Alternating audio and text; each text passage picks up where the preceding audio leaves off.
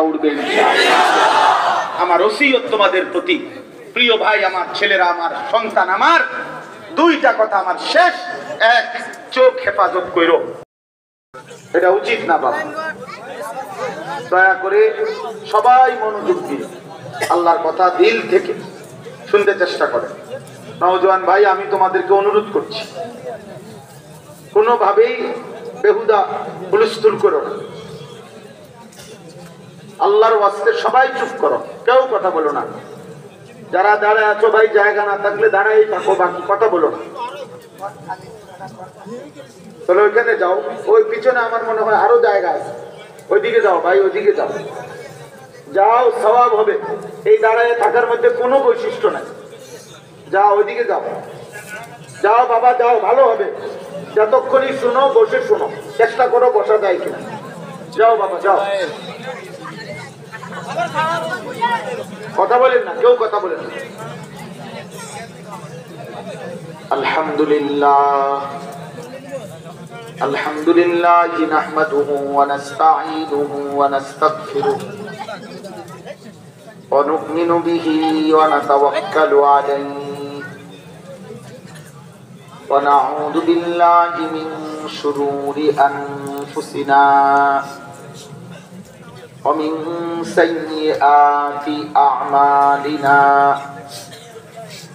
من يهده الله فلا مضل له ومن يضلله فلا هادي له ونشهد أن لا إله إلا الله وحده لا شريك له ونشهد أن سيدنا وحبيبنا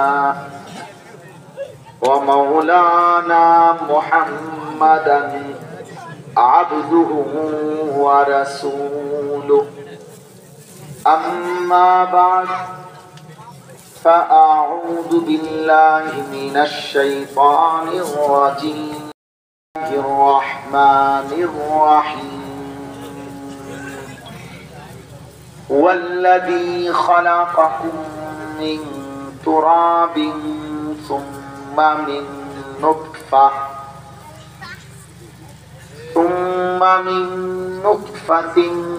ثم من علقة ثم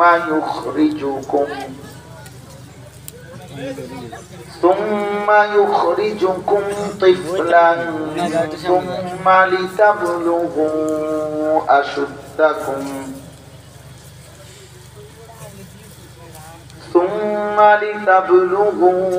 أشدكم ثم لتكونوا شيوخا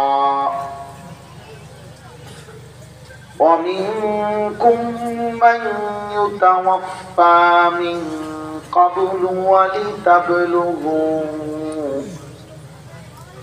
ولتبلغوا أجلا مسمى ولعلكم